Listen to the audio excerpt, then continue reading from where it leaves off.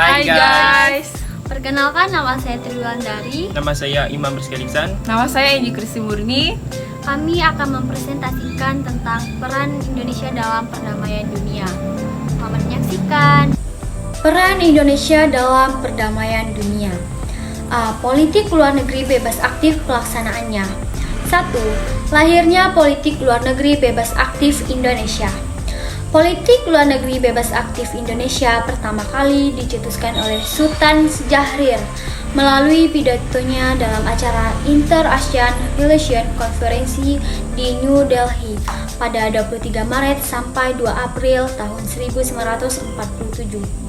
Dalam pertemuan di New Delhi, Sultan Syahrir menyatakan, dunia tampaknya memaksa kita untuk membuat pilihan antara kekuatan yang saling bermusuhan sekarang, antara blok Anglo-Sakson dan Soviet Rusia.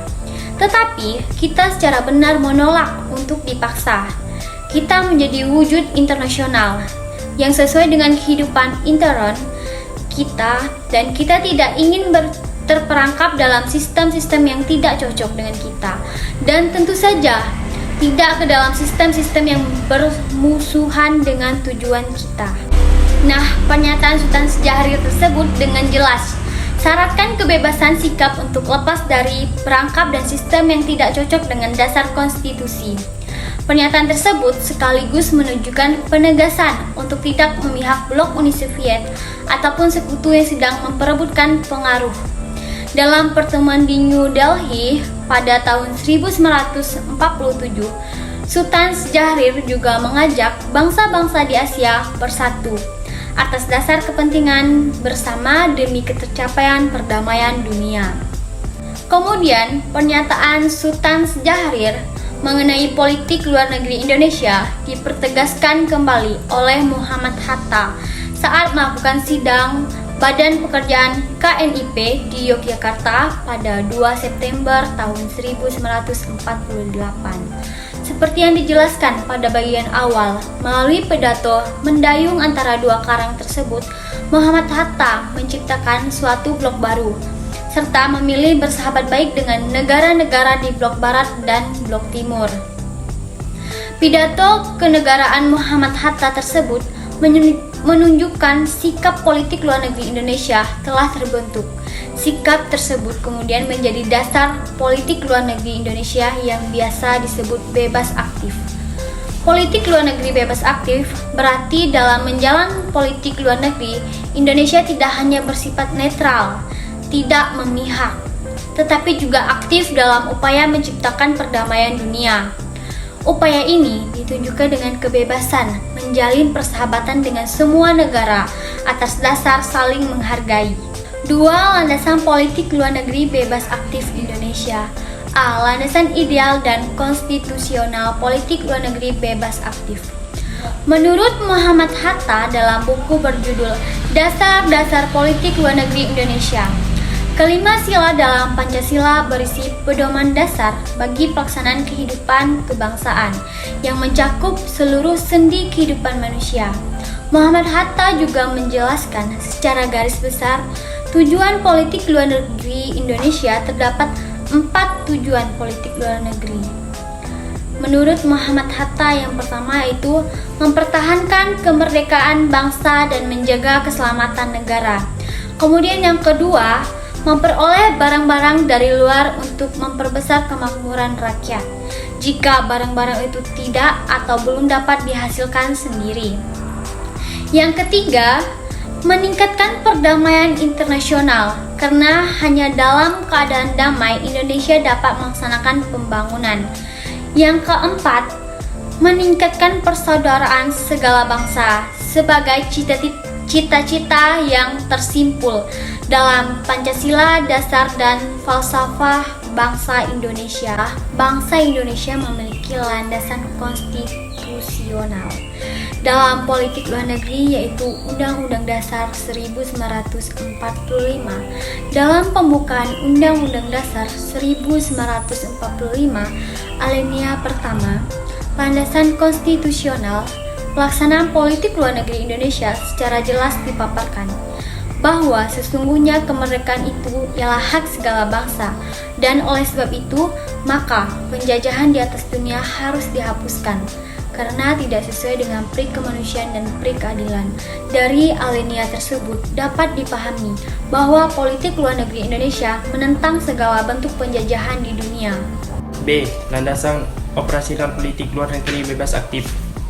Selain landasan ideal dan konstitusional, politik luar negeri bebas aktif Indonesia memiliki landasan operasional.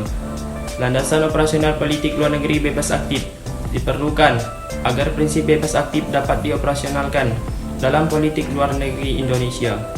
Setelah kemerdekaan Indonesia, pemerintah mengeluarkan maklumat politik Pemerintah 1 November 1945.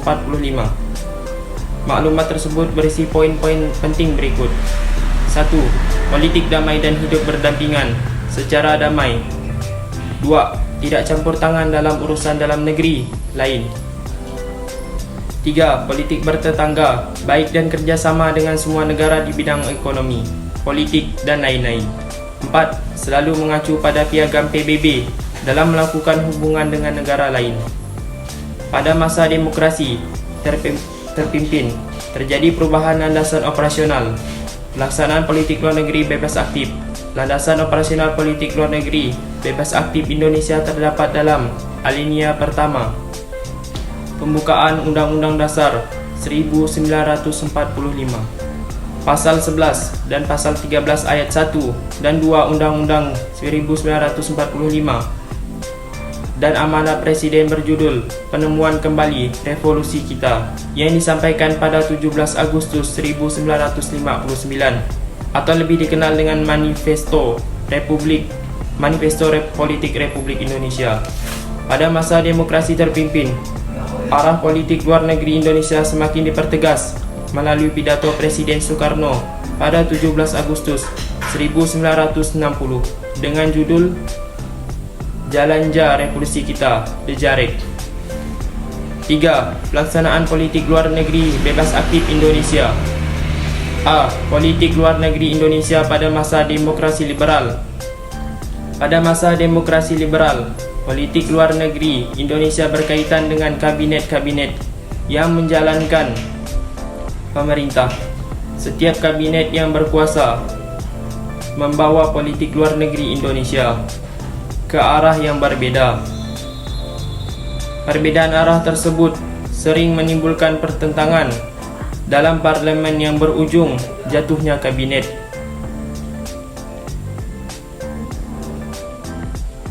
Jatuhnya kabinet pada masa demokrasi liberal terjadi karena tidak ada batas kanan dan kiri yang jelas bagi pelaksanaan politik luar negeri Indonesia.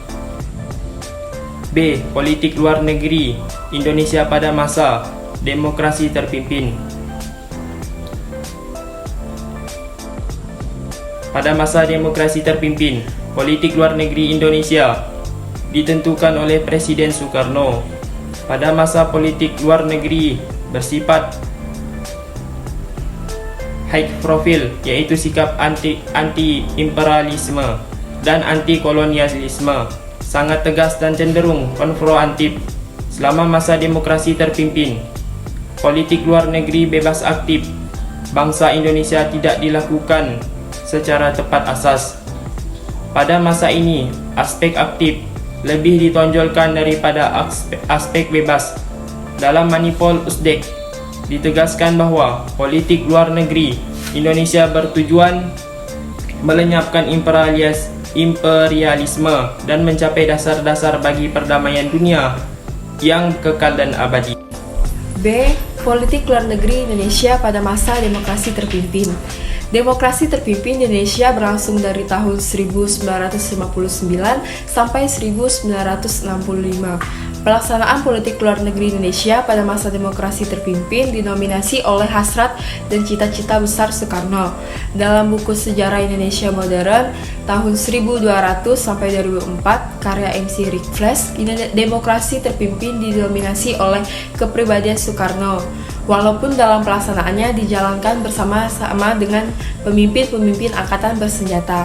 Soekarno tidak menyukai stabilitas ketertiban, dan hal-hal prediktif yang merupakan tujuan dari penguasa prakolonial. Soekarno menginginkan sebuah revolusi yang berkesinambungan dan mobilisasi massa. Politik luar negeri Indonesia yang diterapkan pada masa demokrasi terpimpin adalah politik bebas aktif.